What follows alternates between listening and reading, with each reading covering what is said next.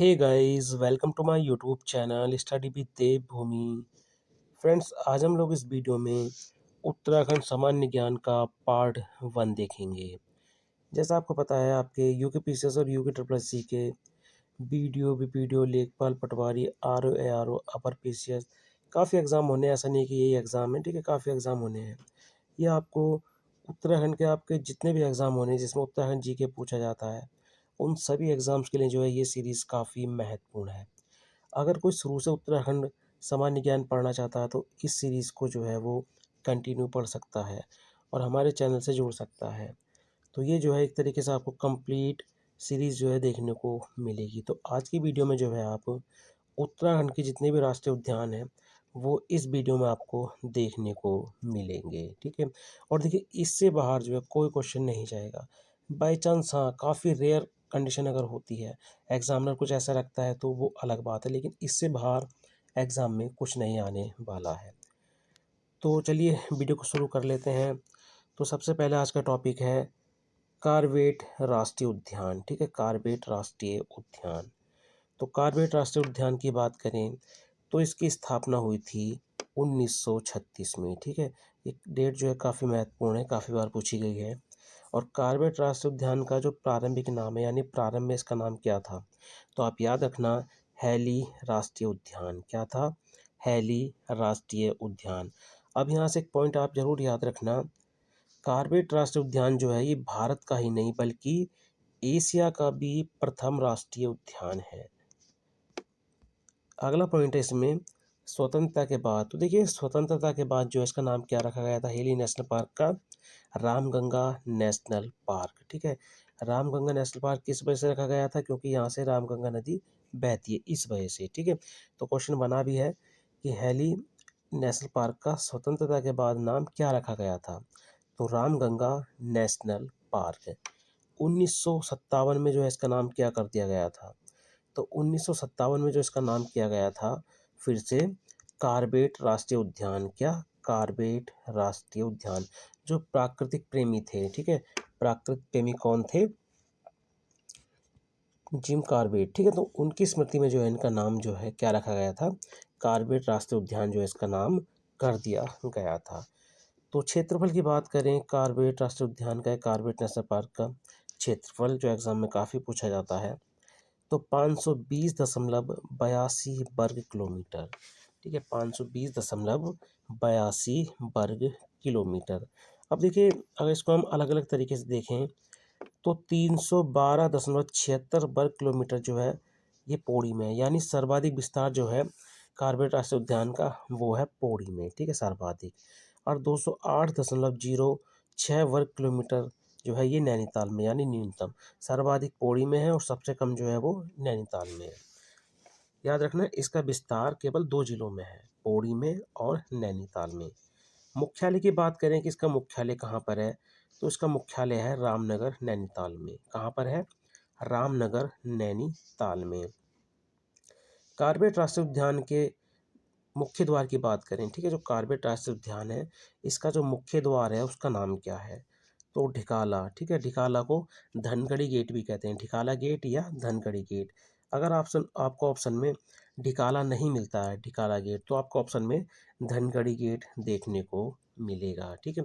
ये प्रमुख कुछ गेट हैं कार्बेट राष्ट्रीय उद्यान के जो काफ़ी महत्वपूर्ण है। जैसे बिजरानी गेट है, ठीक है, तो ये कार्बेट राष्ट्रीय उद्यान के दक्षिणी किनारे पर स्थित है। कहाँ पर? रामनगर में, ठीक है।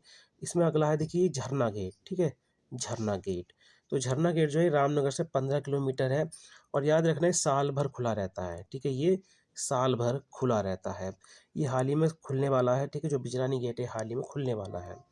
ढेला गेट, तो ये ढेला क्षेत्र का प्रवेश द्वार है और ये भी साल भर खुला रहता है।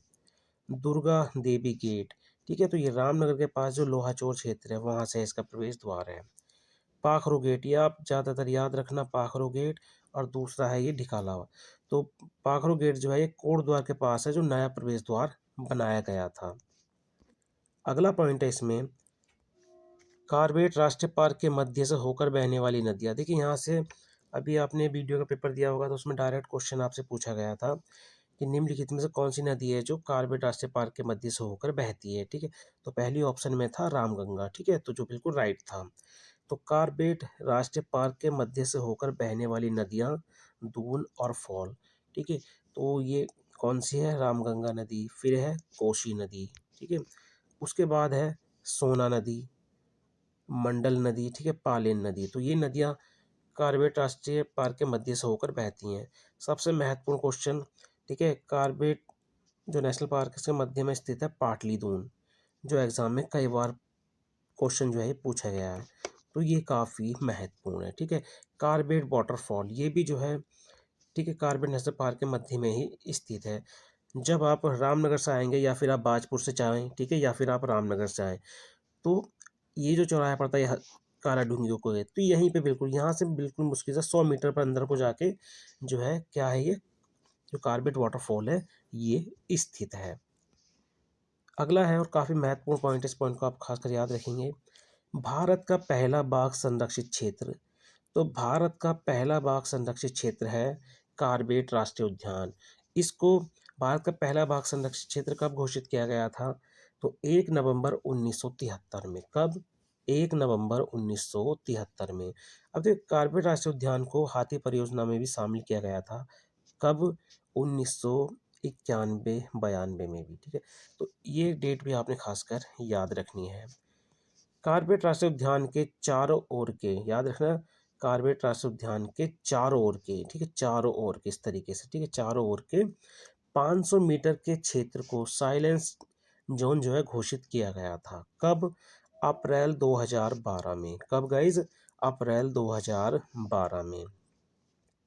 स्पेशल टाइगर प्रोटेक्शन फोर्स, एक तो इसकी पहले फुल फॉर्म काफ़ी पूछी जाती थी, ठीक है, अब इसका गठन काफ़ी पूछा जाता है कि स्पेशल टाइगर प्रोटेक्शन फोर्स का गठन कब हुआ था? तो इसका गठन हुआ था 2013 में। ठीक है, इसमें कुल 118 सदस्य हैं और एक केंद्र सरकार की सहायता से जो है शुरू की गई थी। ठीक है, और उसका उद्देश्य क्या है? स्पेशल टाइगर प्रोटेक्शन फोर्स का पार्क में बाघों की रक्षा करना। जो कार्बेट राष्ट्रीय उद्यान है उसमें बाघों की रक्षा करना। देश का पहला एनिमल क्वारंटाइन सेंटर, तो ये क्वेश्चन काफ़ी महत्वपूर्ण है। भारत का पहला, ठीक है, भारत का पहला एनिमल क्वारंटाइन सेंटर, तो ये कहाँ पर है? बनाया गया था कार्बेट राष्ट्रीय उद्यान में बनाया गया था 2020 में। ठीक है, अगला पॉइंट इसमें महत्वपूर्ण है। राज्य में जो सर्वाधिक पर्यटक आते हैं वो कार्बेट राष्ट्रीय पार्क में ही आते हैं। ठीक है, उसके बाद राजा जी है, ठीक है, राजा जी राष्ट्रीय उद्यान है, और उसके बाद फूलों की घाटी है। तो सर्वाधिक जो पर्यटक आते हैं वो कार्बेट राष्ट्रीय उद्यान, उसके बाद राजा जी राष्ट्रीय उद्यान, उसके बाद फूलों की घाटी राष्ट्रीय उद्यान में। अगला है, देखिए इसमें महत्वपूर्ण नोट है ये, कार्बेट राष्ट्रीय रिजर्व में पहली बार महिलाओं को गाइड के तौर पर नियुक्त किया गया है। कार्बेट राष्ट्रीय पार्क में देखिए प्रजातियां हैं, ये जो कथन वाले क्वेश्चन होते हैं उसमें पूछा जाता है। 570 तो पक्षी प्रजातियां हैं, 25 सरीसृप प्रजातियां हैं और 75 स्तनधारी प्रजातियां हैं। चलिए अगला राष्ट्रीय उद्यान देख लेते हैं, गोविंद राष्ट्रीय उद्यान। ठीक है, गोविंद राष्ट्रीय उद्यान। गोविंद राष्ट्रीय उद्यान की बात करें तो इसकी स्थापना हुई थी। अब देखिए इसकी स्थापना को आप ज़्यादा, आप इतना डीप ना लें कि हाँ इसमें आपने ये बताया उस बुक में ये है, अलग अलग देखिए इसमें, किसी बुक में आपको 1980 देखने को मिलेगा, किसी में आपको 1990 है, किसी में 91 देखने को मिलेगा। ठीक है, अब देखिए इसकी स्थापना को लेके मत क्यों है, क्योंकि गोविंद राष्ट्रीय उद्यान तो बाद में बना था, इससे पहले बना था गोविंद वन्य जीव विहार। ठीक है, इसकी स्थापना हो गई थी 1925 में, सॉरी 55, 25 नहीं 55 में, 55 में जब इसकी स्थापना हो गई थी, तो 1990-91 में, याद रखना 1990-91 में गोविंद वन्य जीव बिहार को जो है गोविंद राष्ट्रीय उद्यान का दर्जा दिया गया था। तो इस तरीके से इसकी डेट में जो है कन्फ्यूजन हो सकता है, लेकिन आप इसकी डेट को ज़्यादा सीरियस ना लें। अगर आपको इन दोनों में से कोई एक तो देखने मिलेगी, ऐसा नहीं कि एक देगा, या तो आपको 1980 देगा या फिर आपको 1990 या 91। ठीक है, इन दोनों में से एक डेट देगा, कोई तीसरी डेट जो है आपको नहीं देगा। ठीक है, अगला है देखिए इसका मुख्यालय। तो मुख्यालय है इसका पुरोला उत्तरकाशी में। कहाँ पर है? पुरोला उत्तरकाशी में। क्षेत्रफल की बात करें तो 472 वर्ग किलोमीटर जो है इसका क्षेत्रफल है। देखिए 6 के 6 राष्ट्रीय उद्यान है, या तो आपको एक तरफ राष्ट्रीय उद्यान देगा, दूसरी तरफ स्थापना, एक तरफ राष्ट्रीय उद्यान, दूसरी तरफ उनकी स्थिति, एक तरफ राष्ट्रीय उद्यान या फिर उनका क्षेत्रफल। इस तरीके से आपको पता है मिलान वाले क्वेश्चन काफ़ी पूछे जा रहे हैं। अब देखिए जो हमारी उत्तराखंड परीक्षा वाली बुक है उसमें क्या दे रखा है, गोविंद राष्ट्रीय उद्यान का संचालन राजाजी राष्ट्रीय उद्यान देहरादून से होता है। ठीक है, ये जो है बुक में दे रखा है। लेकिन जो प्रधान कार्यालय है जो पुरोला में, जब तक ये परमिट जारी नहीं करेगा आप गोविंद राष्ट्रीय उद्यान में नहीं घूम सकते। ठीक है, तो अब देख लेना, अगर आपसे जैसे आपसे पूछे वैसा आप आंसर करना। ठीक है, मैंने दोनों फैक्ट आपको बता दिए, लेकिन मुख्यालय इसका पुरोला उत्तरकाशी में, लेकिन उत्तराखंड परीक्षा वाली बुक के अनुसार जो है गोविंद राष्ट्रीय उद्यान का संचालन राजाजी राष्ट्रीय उद्यान देहरादून से होता है। ठीक है, अगला है इसमें गोविंद राष्ट्रीय उद्यान टॉन्स नदी क्षेत्र का उद्गम क्षेत्र है। ये क्वेश्चन पहले भी बन चुका है। रूई सियारा झील जो है ये भी गोविंद राष्ट्रीय उद्यान में आती है। हरका-दून, ठीक है, हरका-दून भी जो है यहीं पर स्थित है। अगला है इसमें नंदा देवी राष्ट्रीय उद्यान, ये भी काफ़ी महत्वपूर्ण, यहाँ से भी काफ़ी जो है क्वेश्चन बने हैं। तो इसकी स्थापना हुई थी 1982 में। ठीक है, 1982 में हुई थी, और पुराना नाम जो है ये आप जरूर याद रखना, संजय गांधी। ठीक है, संजय गांधी नेशनल पार्क। क्या था? Sanjay Gandhi national park.